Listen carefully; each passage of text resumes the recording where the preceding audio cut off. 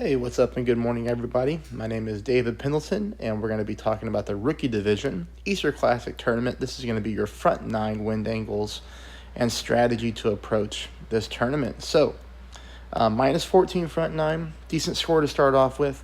Really disappointed on hole number one that I didn't pick up that eagle, because I do believe it gives us a really good chance to drop that shot. But regardless, we're looking okay as we head into this thing. The biggest thing that I would say is if you're not a subscriber, please become one. It would mean a lot to me. And secondly, if you find my videos helpful, please go ahead and smash that thumbs up button and give the video a like. All right, here we go into hole number one. Hole number one, we do play 10% at max. Now, the thing I'm going to tell you about this one is we can go full top spin. We can go full side spin to the right, okay? You're going to go ahead and see me adjust my rings here. And then you're going to notice that I push back up to max. I do like pushing back up to max. What I don't like is this much overpower. The curl is fine. You can use max right curl. But here I hit a very significant great shot to the left, which means I'm going to lose a lot of distance on my drive. Because, the worse great that you hit, the less, your ball is going to travel. Now, I hit my other shot perfect on my other account, and I actually rolled into that sand trap. So we do need to be very careful of the amount of overpower that we use. But we're going to talk about shot number two. Shot number two, I am playing at 10% at max. If I would have played at 15%, this ball would have dropped in the hole for an eagle. Now, some of you, depending on your drive, are going to be playing with your wedge, while the others are playing with your short iron. So it's going to be very important that you gauge the own distance of your club, whether you're at minimum, medium, or max, or somewhere in between, so that you pull your rings right. But I do believe with this wind angle, we do want to play at 15% elevation. As you're going to see here, I'm pulling my rings to the right-hand side of the green. And I still miss to the left, barely. So again, if I would have added 5% of elevation there, that ball would have been dropped in for an eagle. And now we talk about hole number two. Hole number two, I do want you to play at 25% at max. The shot that you are seeing is being played 20% at max, but I do miss to the right-hand side. I do want us to go ahead and play with only 3 bars of backspin. You can see here I'm using 3.5. I do want 3 bars of backspin. And I do want you to try to replicate the landing area. As you can see, I've got my ball guideline on that vertical dark green row, favoring the right-hand side of the dark green row.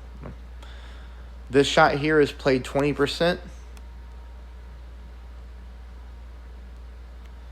We come up short and to the right, so we're going to take a half a bar of backspin off. Like I said, 3 bars of back, and we're going to add 5% elevation to the shot. We're going to try to mimic the landing spot and see how close we can get hole number two to dropping.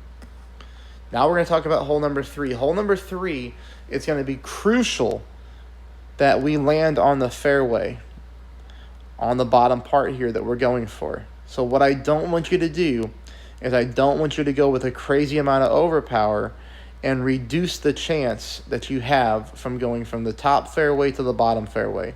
Now, as you can see here, I'm almost full overpower. I do hit a perfect shot, but the one thing I want to note here is that even with full overpower, look how much fairway I have to work with up here. Like, that's fine, but look how far we travel down here. That's where the fairway starts, okay, on the right-hand side. We travel, we finally bounce. So, yes, we do need overpower, but we don't have to go crazy with it because it's most important that we land on the fairway down here. Now, I'm playing this one 0%. This is another situation where I'm not putting mid, medium, or max. For me, I'm playing it at mid. But again, depending on your drive and what ball you use and how many yards you get, you might be playing this shot with a sniper. You might be playing it with a Goliath. You might be somebody who plays with a Grizzly. You're going to really need to check the own distance of your club, whether you're at minimum, medium, or max, or again, somewhere in between. For me, I just went ahead and played this one at mid, straight up. And we actually get pretty close here. Not crazy close, but, we miss it by half a green square to the right. So that shot looks pretty good. You know, we could use like a little offset, you know, maybe change something up on the elevation. But typically on this hole, I'm just playing it for an eagle and hoping to get lucky.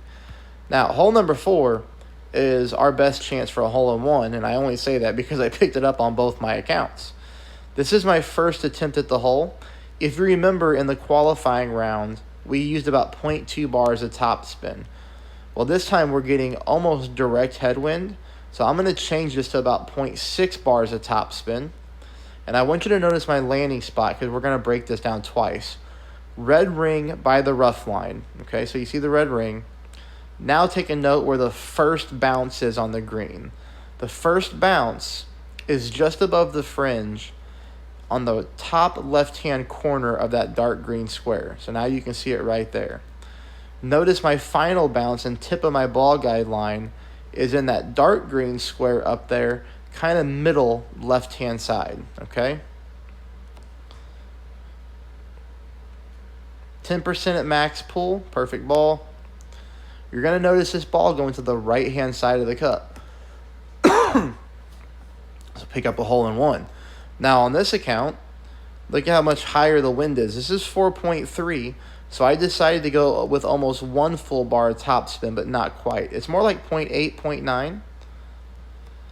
But now you're going to see me correct the shot because I don't want to chance it again and land in the right-hand side of the cup. So remember, my first bounce last time was just above the fringe on the corner left-hand side of that dark green square.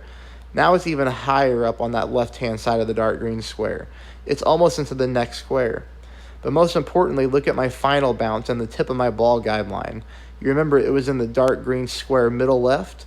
Now it's almost all the way on the left-hand side of that dark green square. This is the same pull, 10% at max. Another perfect ball. And this time, you know, thanks to the corrections, we get this ball more center of the cup. So there's 2 looks at hole number 4 for a hole-in-one. Gives us a really good chance to drop that shot. Okay? Hole number 5, I'm not a fan of. Never been a fan of shot number 2. But I will show you 2 different ways you can play shot number 2. Here, we can go with more topspin if you want. I only used 4 bars. You could get away with 4.5, maybe 5. You know, that should be fine. But I just go with a normal shot. You can see I have plenty of fairway left. So now, you know, we're going to take a look at this. For some reason, my iPad was glitching out. I couldn't put the elevation here. I played this one 0% for some reason. I don't know why, because I know I need to play this minus elevation. We need to be playing this uphill minus 20, minus 25%, somewhere around there. Listen, I've never been a fan of this rough bump on this hole, but I know a lot of people wanted me to play it in the qualifying round. So here's a look at it. I don't think it's a great chance for an eagle. I just never liked the way this one plays. It's a good chance for an eagle, but it's just hard to get the elevation right on this one. Now, if you wanted to have a little fun with it, okay, you could take your Guardian to this hole and do this. You could do the max backspin approach, which is, I think it's going to be hard to make it that way. But what I would recommend that you do is, number 1 step, apply max backspin and then go for the dunk. That would be a fun shot. And as long as you apply that max backspin, you're going to stay on the green. So, you know, that's a more aggressive way to play it, but you could definitely go for a dunk on that hole and see if you can get that ball to drop. Hole number 6, I pick up an albatross on. Unfortunately, I hit a great shot on my other account, or else I would have picked up a double albatross. But, you know, we take 1 at least. I got my yellow ring here on the rough line, full top, 2 bars of side spin to the right. You see where my yellow ring is there? Now, you might be asking, why am I using a Kingmaker when it comes to tailwind? The reason I'm using a Kingmaker on this hole is because sometimes, depending on the wind angle, we need more than 2 bars of side spin to the left in order to make shot number 2. So if you're not going to use a Kingmaker, then you need to use a Katana and just push your drive a little harder than I did. But you can see plenty of fairway to work with. Brings us into shot number 2, which I do play 0%. I play at 0% at max. As you can see, I'm at the plus yardage of my Goliath. Now, if you get more distance on your drive, then you might, you might be at mid distance. So it's very important that you pay attention to that. So here with the spin, I'm using 1 bar of back, 2 bars of side spin to the left. And notice here that I'm favoring the left-hand side of the cup. You see that right there? That's left-hand side of the cup. We make our ring pull. Perfect ball. And that ball lands in the cup for the albatross. Hole number 7, I just can't stand. I'm playing this hole 15% at max. If you're watching my channel and you've got like a really good shot for hole number 7, I don't mean that, you made it one time. If you're the type of player who's playing 2 or 3 accounts and you're, picking up a hole-in-one, or you're like right at the pin consistently with a better shot, leave me a comment and then let's connect on Facebook and send it to me, because this hole is giving me problems, and I think it's giving a lot of people problems. But if you've got a better line at the hole, then let me know. As you can see here, we're close, but it's like a lucky close. I just kind of pointed and shooted on this one and just took some other holes for the easier drops. All right, hole number 8. Here I will show you, probably another couple ways to approach this hole. Max side spin to the right, 2.8 mile per hour wind. I went with no top spin, no back spin, but again, max right. Yellow ring on the rough line, as you can see. And a little bit of curl to the right-hand side. Perfect ball. And we're good onto the fairway, okay? Now, again, this is a rough bump that I don't like. I'm playing at 0% at mid. I've never liked this rough bump. But again, some people wanted to see it, so here I am playing it in this round. As you can see, I didn't apply any top spin, side spin, or back spin, nothing. I try to get my green ring there in the middle of the rough, leaving myself a little bit of room. So dead center with the green ring. Perfect ball. And I almost make this shot. It's just coming in too hot. So now what you want to do is you want to apply a little bit of backspin, right? But the problem is when you start to apply backspin on the rough bump on this hole, you can sometimes get stuck in the rough and roll down into the sand. It's really weird. So, I would probably go with like 0.3 bars of backspin, and you can try that shot if you're the person who likes to gamble, or if you're way behind, like if you're a tier 3 high skill player, I'm talking about the skill points within the brackets, like, where the brackets are murder, and you need a drop, then, you can go for that shot. But it's not a shot that I highly recommend, just because a lot of people get stuck in the sand. Now, another way you could do it, now keep in mind this is pro qualifying round, but the same type of deal here. You could, that's the wrong hole. You could go for this shot right here. Now, again, I'm going to have a better ball guideline because this is my pro account with a maxed out thorn. But you go with the max backspin approach, leave that ball guideline kind of behind the hole like that. And you could try to backspin the shot into the hole, something like that, all right? A couple different ways to approach it. But that's going to take us into hole number 9. Hole number 9, the game is doing us some favors. They're going to give us tailwind on both shots. I play both shots at 0%. I hope you're finding the video helpful. I do hope that if you're not a subscriber, you just hit that subscribe button and check me out every time I post new content. That would be awesome. And then, again, hit that thumbs up button and like the video for me. We hit a great shot here. We want to keep in mind that, you know yourself better than me. You have got to land on this fairway on the drive.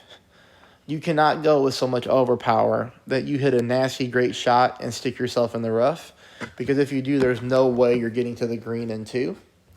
So, the thing is, hole number 9 is land on the fairway number 1. That's going to bring us into shot number 2. Like I said, I play both shots at 0% at max. And here I'm going to use 2 bars of side spin to the right. And then I used a couple bars of top spin. 1 bar probably better. Because you can see here, no overpower, a little bit of right curl. And, this ball just kind of takes off once it hits the green, but it's not a big deal. I mean, it stops on the fringe, leaving us for a very simple chip in for the eagle on hole number 9. Okay, that's the front 9 wind. We'll work on the back 9 now. Best of luck, everybody. Thank you.